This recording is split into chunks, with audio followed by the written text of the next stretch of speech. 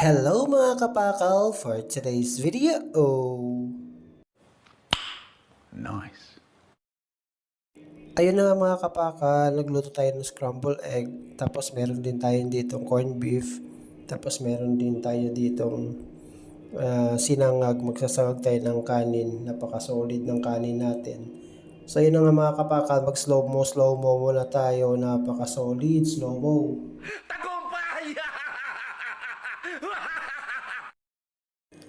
Ayun na nga mga kapakal, after natin magluto ng egg, set aside muna natin, then mag-gisa tayo ng sibuyas, napaka-solid.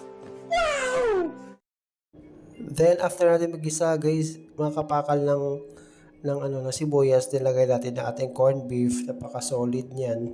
Napaka-solid yan mga kapakal. Napaka-solid niyan. Then gisa-gisa lang natin yan mga kapakal. Yeah, boy. Nakalimutan natin nilagay mga kapakal, gisa kanina yung ating patatas. Pero magagawa natin na paraan yan. Napaka-basic lang yan. Gawa natin na paraan.